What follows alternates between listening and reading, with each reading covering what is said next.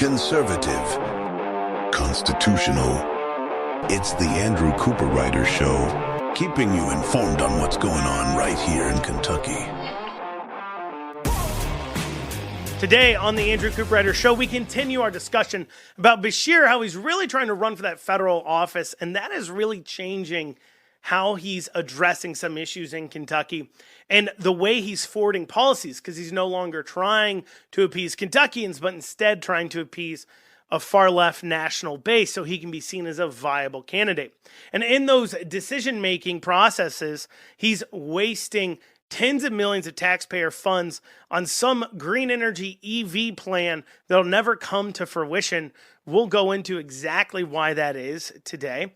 Also, we see another example of government mismanaging funds, unable to tighten their own belts. We see 10 Kentucky counties set to lose federal funds for a program they were taking part in called the Chemical Stockpile Emergency Preparedness Program.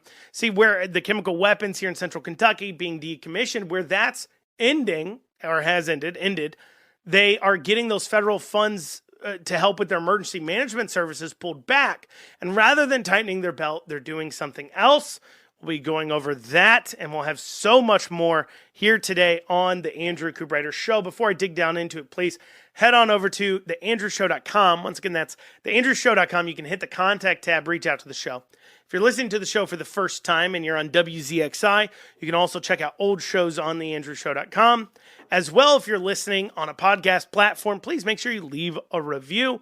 I know, guys, I do this preamble like every single episode, but I got to go through it, because if I don't remind you all to get out there and share it and talk to others about it, we won't continue to see the growth that we are seeing. And as always, if you want to reach out to the show with your questions, your comments, your concerns, feel free to email info@theandrewshow.com.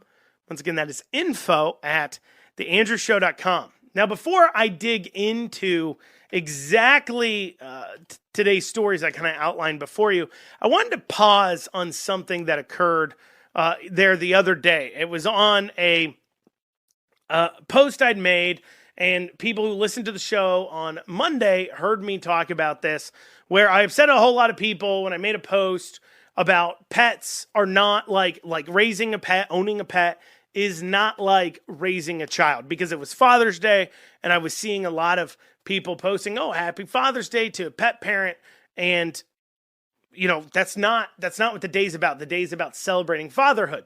And so I made an obvious, truthful post about it, and people got upset about it because, you know, of course you heard, what about people who can't have kids? And I addressed this all Monday. I don't really need to dig down into this. You know, I made the points that, well, there's many ways for you to go about parenthood without having to have a biological child that's yours by blood. You could choose to do all those things if you want to get involved in fatherhood. But just because you've decided not to do those things, well, I was talking about fatherhood in this case because of Father's Day, but just because you decided not to do those things, and that's your free choice. And I'm not trying to attack anybody for making a choice to not have kids per se. What I'm saying is that you've decided not to have kids or to adopt kids or foster kids. That's okay. But you don't get to give yourself the same accolades and pretend that it's the same thing as raising a child. I can tell you, I have pets. I have a son. It's nowhere near similar. We know it's not near similar. And I really dug into this. I don't want to keep dragging up that part.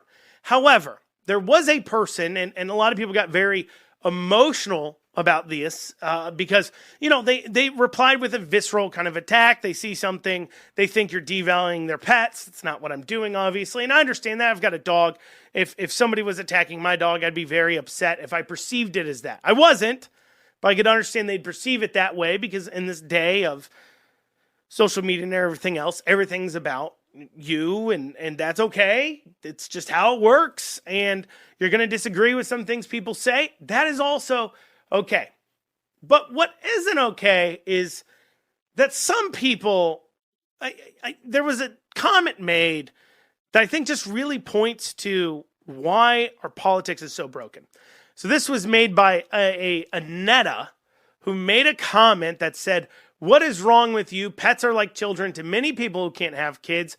You just lost my vote." I'm going to completely ignore her argument about pets being like children. I've kind of already addressed that. We'll just put that to the side.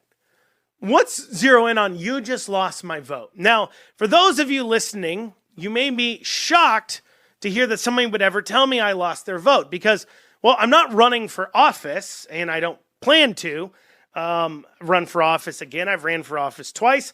Both times towards the end, somebody came in from somewhere, whether it's their personal money or special interests or what have you, dumped hundreds of thousands of dollars, outspent me 4, 5, 6 to 1 there in the last moments. And you really can't overcome that unless you yourself have the money to spend.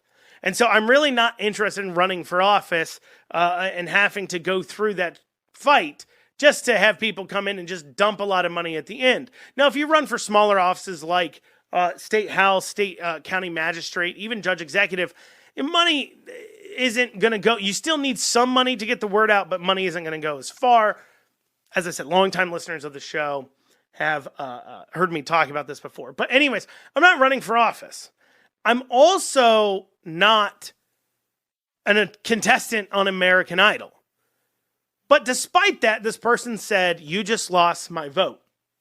And I want to really zero in. Is symptomatic of what's destroying America. First, you have the fact that this person apparently votes and is aggressively uninformed. She doesn't even know what she's not voting on me for. She doesn't even know if I'm on her ballot. She doesn't know when the election is. She doesn't know anything about it. We know she knows nothing about it because I'm not running for anything. So we know she is a very, very uninformed person. So uninformed, she would comment on somebody who hasn't run for office in over a year. It's been over a year since I ran for office, and say, "You just lost my vote." That's a problem. Here's the second thing, and this goes into the psyche of the voter, is that she knows nothing about this imaginary opponent. I know she knows nothing about them because they don't exist. Okay, for all she knows, it's literally Hitler. She doesn't know. She doesn't know their policies. She doesn't know what they stand for. She doesn't know what their values are. They could be worse than me in every single way. But because she happened to see something from me that she found offensive, that really doesn't have anything to do with governmental policy. It's not like I'm making a law that says you can't call your pets your children or you're being thrown in jail.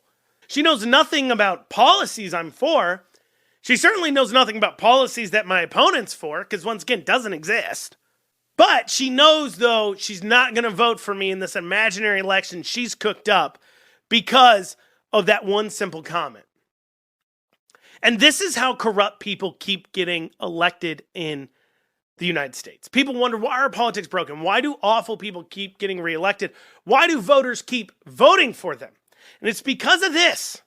This is why money buys politics. Because if they can send you enough ads and enough mailers and enough things to your door, and they can throw out enough messages, who knows which one of them might make you say, "I'm offended by that person, I'm not voting for them," without knowing anything about them. Who knows what they need to say to you and how many times they can say it to get you to vote for them, because apparently you're not going to go do any research about it. You're not going to look up who you're voting for. You don't even care what the policies are. You're just going to vote for whoever makes you feel good. And it's easy to make people feel good as long as you have enough money. And that's what's losing us, our government. That was too much to handle. Who cares if we go to war? Who cares if kids are murdered in the womb? Who cares if billions of tax dollars are taken from us and laundered and swindled? And who cares if our currency goes bankrupt and our country falls into shambles, and who cares that our southern border is wide open, as long as the fact that the people that are destroying me, well, they don't hurt my feelings by saying something that I disagree with that has nothing to do with government. Well, coming up after this, we'll be digging into a story I kind of started on yesterday. Beshear running for national office now, changing how he's behaving, what policy he pushes forward. We'll have that after this short break. And you're back here with the Andrew Cooperrider Show. So yesterday, I talked about Andy Beshear obviously trying to move more towards the national politics side of things. This shot, just me saying this, Fox 56, and I played this yesterday, actually did a video report on this, sat down with Beshear on it. I'm going to play you the video I played yesterday again, just because I think it's important to understand that Beshear is definitely looking more towards the national politics side of things. He's got to move to the left because the base, if he wants to win a presidential nomination or be seen as a viable a vice presidential candidate or cabinet position, he's got to move to the left, because here in Kentucky, all of his rhetoric and what he's done, he's trying, it's pretty left. It's very left, don't get me wrong, but it's too moderate for the extreme base to get behind. You know, the people who come out here, I mean, you see what Joe Biden has to do to appease these people. I mean, he has to pretend that terrorists aren't terrorists and give amnesty and voting rights to immigrants and leave open the borders and just all kinds of crazy things to appease these people. And so Beshear's going to have to do the same thing in order to win the next election. And Beshear's a political animal. He knows he's got to shift. And so he's trying to message more towards them because he's worried about this national look. Let's play this video again. Over the weekend, the Iowa Democratic Party announced Kentucky Governor Andy Beshear will be the keynote speaker at an upcoming political dinner. Seats for the event start at $75. It's the latest speaking event the governor has traveled to out of state for, raising speculation about his future political ambitions. Earlier this month, Beshear spoke on abortion rights in Tennessee. In February, he was a keynote speaker for Montana's Democratic Party. Earlier this month, in a one-on-one interview, we asked Beshear about the growing political spotlight. Yes, while I'm traveling a little nationally and telling our story of progress with the temperature turned down, neighbors no longer yelling at neighbors, how we govern based on where people live, jobs, infrastructure, healthcare, public safety, public education, things that we can all get behind. My first duty is always here. Beshear also launched a political action committee in January focused on electing Democrats in right-leaning and swing states. So one thing, and I'm not trying to be mean here, and I know none of you could see that because obviously this is the audio format for everybody. We don't do a video episode, but on Mondays. He is like really sweaty in this video. It's a Fox 56 video, the lighting on him. Here, he literally looks like he's pouring sweat. Very, very sweaty. And this is one thing about Beshear. And I'm a bigger guy. I sweat sometimes when I'm on camera. I get it, right? That happens. He's definitely more in shape than I am, just the facts of the matter. Don't know why he's always sweating so much when he's doing these things. But not only that, but he shoots these like videos from his car on his phone or these other things, these amateur videos for social media and as such, or even the more professional videos where he's sitting at his desk. And the quality of these videos is always so awful. They have horrible lighting. The actual quality, like you should be shooting these in 4K and they look like they're being recorded on a literal potato. Okay. Like it literally looks like they're trying to record film through some sort of 1990s filter. Like that's the kind of quality of video. And I don't know why it bothers me so much that it's so unprofessional and it's such a big issue. And I know, like I said, it sounds really nitpicky, but it's just kind of like the fact that I know you are paying some people tens of thousands. You're easily paying somebody whose only job is to shoot videos of you, make sure you look good for the media, at least 70, 80K a year. I guarantee it. I mean, you spent tens of millions of dollars on your campaign and as such, and you have all these taxpayer funds at your disposal set aside for these kinds of things. I mean, he's got 1 million assistants.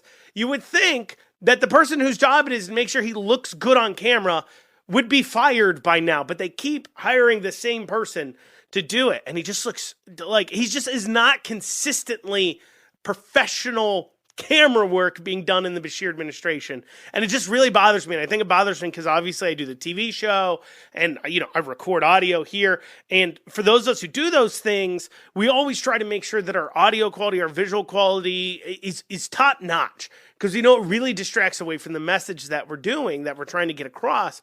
If people have to listen too hard, turn it up too hard, or if they're distracted by the fact that you look like a very sweaty person. Like he looks like he's underneath like a light that's being swung back and forth while they're asking what he did on May 5th because they found a dead body in his house or something. Like he looks guilty. Maybe that's it. Maybe he's just really, really guilty and he knows it.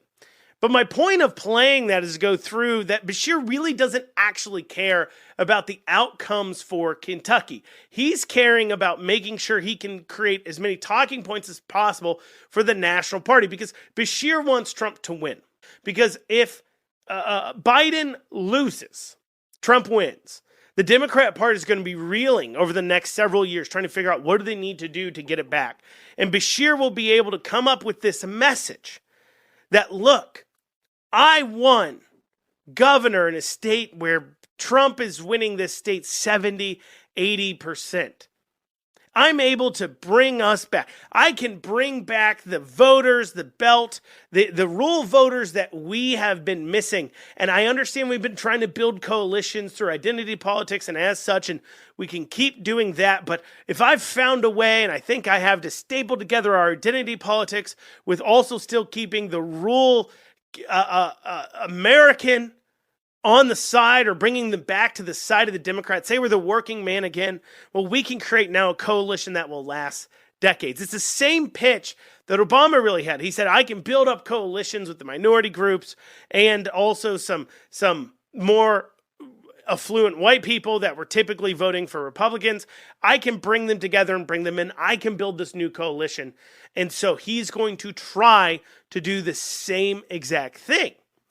But because he's trying to make this pitch, he also needs to make sure that the left nationally sees him as somebody who's one of theirs, somebody that the base can get behind.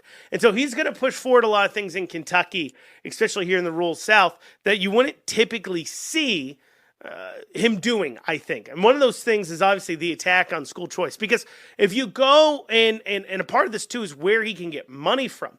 Because obviously if he can bring in tens of millions of dollars from the teachers unions through a presidential campaign, that is going to help him out. And so if he can defeat a school choice amendment in Kentucky, well, now not only will the teachers unions want to put money behind him just because they know that he's their ideologically brother, they're with him ideologically, but they also look at him as somebody who can defeat people trying to take money away from their unionized teachers. And by money away from their unionized teachers, I don't mean the teachers themselves. I mean the unions themselves. Because if one of the things that happens when you have school choice and you have more private schools is that the teachers unions, their ability to operate and to demand funds, of course, from their teachers, but also their relevance becomes, well, not as useful because private schools really don't put up with it. And so they don't want to see that. They lose power. And so if Beshear can show them, I defeated a school choice amendment for you, well, they'll be willing to dump big bucks. And this ignores, obviously, that in all these touching states and surrounding states, even states that touch them, so it's states that touch Kentucky, and then almost every single state that touches states that touch Kentucky have some version of school choice. Kentucky is an island of no educational opportunities, which is interesting because he compares us to these states all the other time. He talks about teachers' pay, talks about their academic achievements. They talk about places where they're losing teachers to these other states. And yet then they turn around, and when it comes to school choice, and we say, well, look, all these other states that you emulate, all these other states that you're so proud of, they have school choice. Why can't we have that? Well, we don't want that portion of it, of course. We don't really want that portion of it. But this push on the left would explain a lot of what's going on, too, with these electric vehicles. First, Beshear really put his name on the line when it comes to the Ford battery plant. I mean, he gave $410 million taxpayer funds to this plant. It was his idea. Sure, the legislature okayed it, and shame on them for doing so, because that is a massive amount of taxpayer funds going to a boondoggle. But on the same hand, it would fall at Beshear's feet. In the same way that, if you guys remember Brady Steele and Bevin, where he gave tens of millions, not even a fraction, hundreds of millions. He gave several $1 million to a steel company that never got built in Kentucky. And there's a lot of other controversy around that. I get it. But he gave millions of dollars to a private company to build a place here in Kentucky, and it never got built. And it became a huge controversy and a black eye for Bevin. And Beshear sees that. So he needs electric vehicles to work. He demands that they have to. The problem he's running into, of course, is, well, There's a lot of infrastructure concerns when it comes down into it. And so rather than saying what's best for Kentucky right now, we're already dealing with these Biden regulations that are killing our power producing industry. And we're seeing raising rates for our ratepayers already because the EPA regulations are greatly affecting our ability to produce power on coal, which of course is pretty cheap power. So that cheap power is going away. People are seeing their rates increase because of these regulations.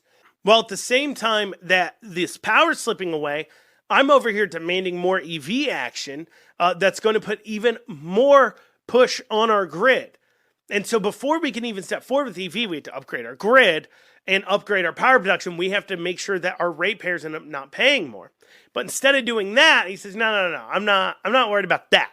We're going to make electric vehicle works in another way. We're going to force them down your throat if we have to. And in order to make electric vehicle happen, we're going to spend, not only have we spent $410 million just on Ford, not to mention hundreds of millions elsewhere, we're going to spend tens of millions of dollars on other infrastructure plans specifically to make EV vehicles happen here in Kentucky, regardless of the fact that it's really not actually good for Kentucky. And if they never threw in the EV battery plant that they spent $410 million on, you couldn't even begin to make an argument that this would be good for Kentucky. But we'll have that after this short break. And you're back with the Andrew Cooperrider Show. For the break, we're talking about how Beshear's trying to make EV vehicles happen for two reasons. One, he wants to run for that national office, maybe vice president, at least a cabinet role. He knows he doesn't have much of a future in politics here in Kentucky. He's got to get out. He's got to find somewhere else to spread his wings at. And because of that, he's trying to appeal to that national base. And so he's really pushing electric vehicles for that reason, but also he can't have a Brady's industry black eye. And Ford battery plant, while the legislature, as I said before, approved the $410 million just initially that was spent on this, not to mention tens of millions more of taxpayer funds that have been dumped into the SK battery plant, the Ford Blue Oval battery plant there in near E-Town. While they've spent that money and the legislature approved it, if it goes bust, it will be a giant black eye for Beshear. And he's seen that really affect a political outcome. And so he can't have that happen. But Beshear has a lot of problems to try to stop that from happening. One, the demand for EV is lagging. And Ford especially has already has amended down the amount and time frame of when they will be hiring and how many jobs they'll actually be bringing. Because they're actually building 2 plants out there, and they announced that they would still continue building both plants, but they're greatly slowing down the timeline on it because of lagging demand in EV sales. There's not enough people buying electric vehicles. And then Ford made another huge move recently. See, when EV vehicles first came out, they would make dealerships get certified in order to sell EV vehicles. However, they're now rolling that back. And so now, and to give you an idea of how big of a deal it was, is that when the EV program first came out for Ford, it would cost dealerships between $500,000 and $1 million in order to become certified so they could sell Ford electric vehicles. But then 2 years after that was introduced now, in order to push EV sales because they're not moving enough yet, Ford rolls that back. Imagine you're a dealership that spent $1 million 2 years ago so you would be allowed to sell electric vehicles.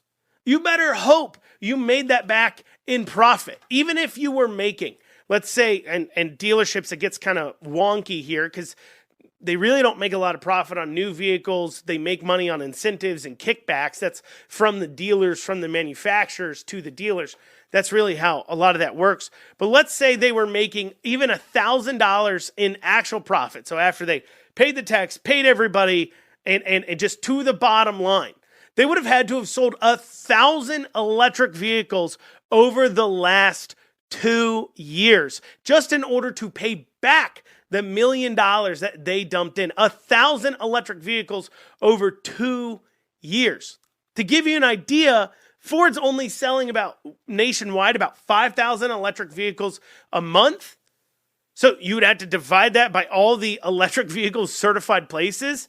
And it ends up being they're selling right around about, on average, 10 or so, 15 on the high side, electric vehicles a month. So at needing to sell 1,000 at 15 electric vehicles a month, they would have had to have been selling for 66 months.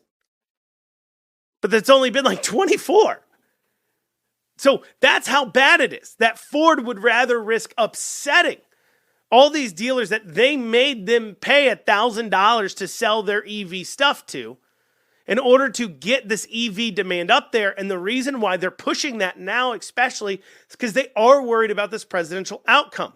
Right now, under the Biden administration, there's been billions of dollars put into these electric vehicle manufacturing. Take, for an example, the SK battery plant.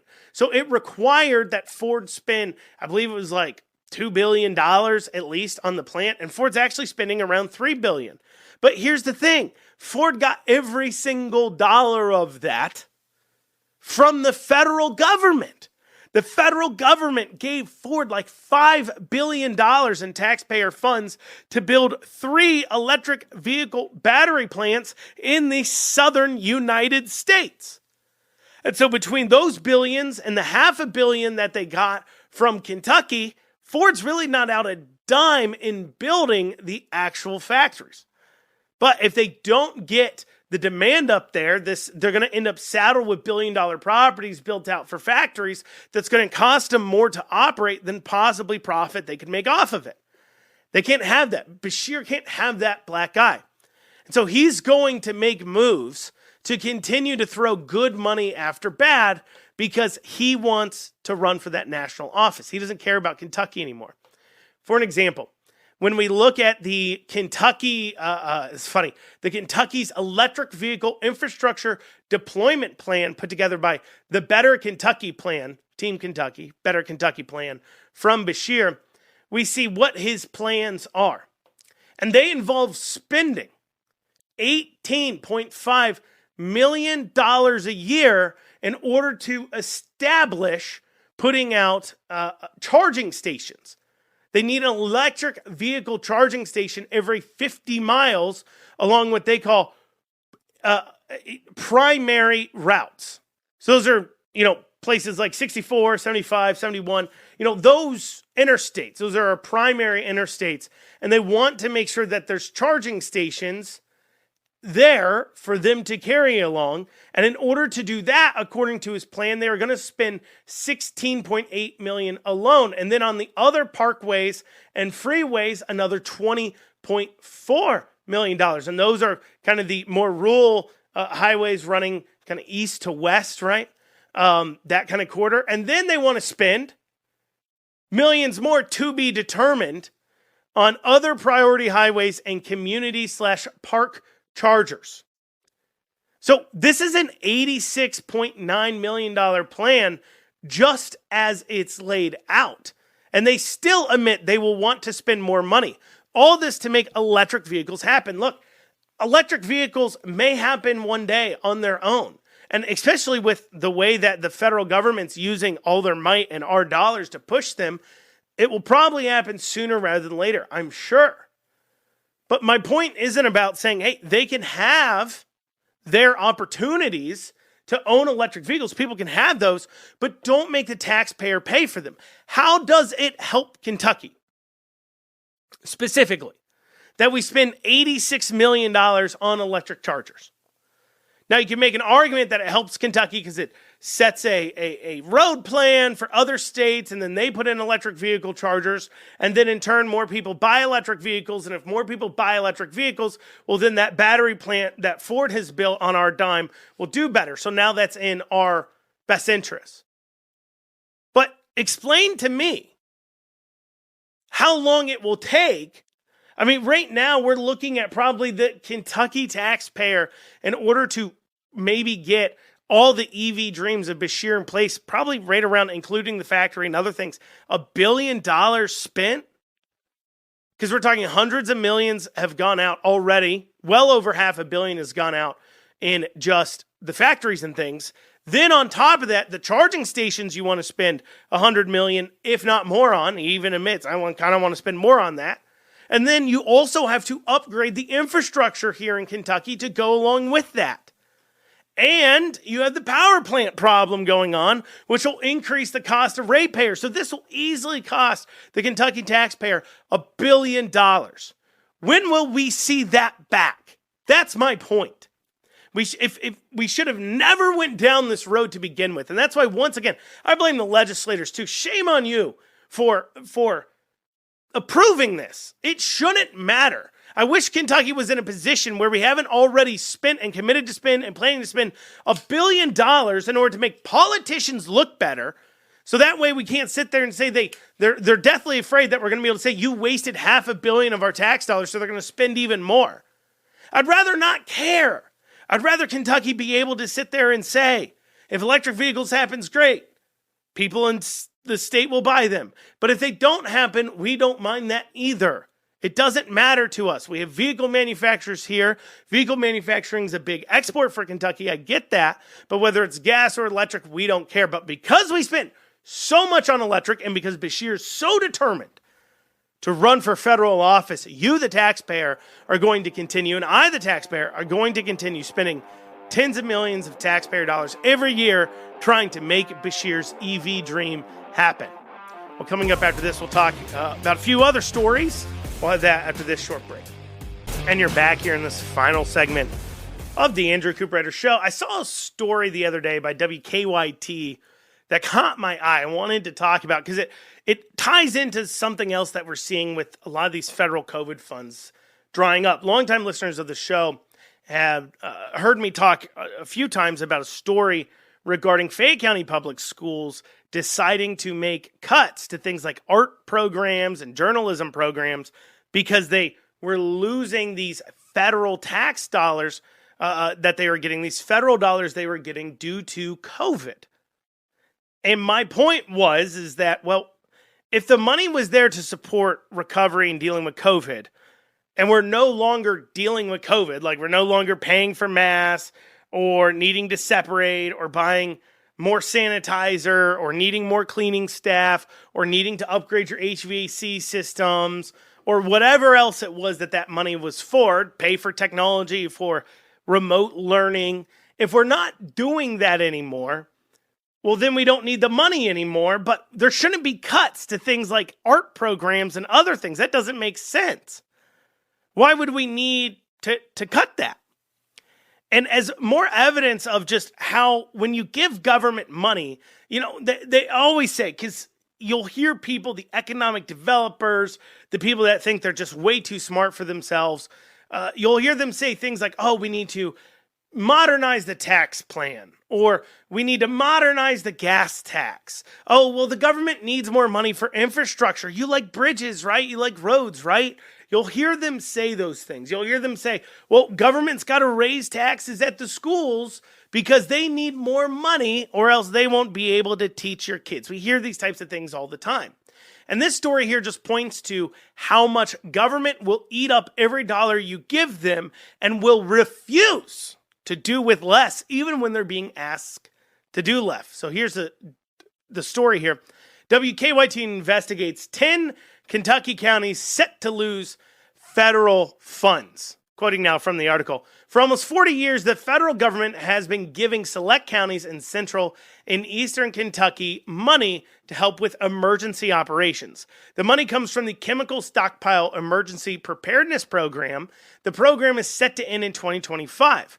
Now that the last of the chemical weapons at the depot has been destroyed, county leaders are trying to develop plans to cover the funding loss. So basically what they're saying is that the federal government, so for 40 years they've been trying to, or been not just trying, they accomplished it, to decommission stockpiles of chemical weapons. And they've been doing this obviously in the central eastern Kentucky area. And because they had these chemical weapons stockpiled in case emergencies happened, the federal government was giving money to these counties and to help fund their emergency management system and their ability to respond to a chemical weapon. But instead of, I guess, spending that money in its own category, being like, okay, we have to deal with a concern that chemical weapons may create a incident here in this area, because we have chemical weapons in this area. They're being decommissioned. We need to be prepared for if there's, I'm assuming a leak or something catastrophic happens, and we need to respond to that emergency situation. But instead of spending that money on just that, so you're getting money to pay for this, right? It's kind of like you're getting money to pay for your rent. So instead of setting it aside and saying, I need to pay for my rent money with this, they've been instead spending it on all kinds of other things, like, the actual just E911 operations. They weren't just funding a chemical response team that they no longer need, and so they can just lay them off. No, they were actually using it to fund their E911 and emergency systems.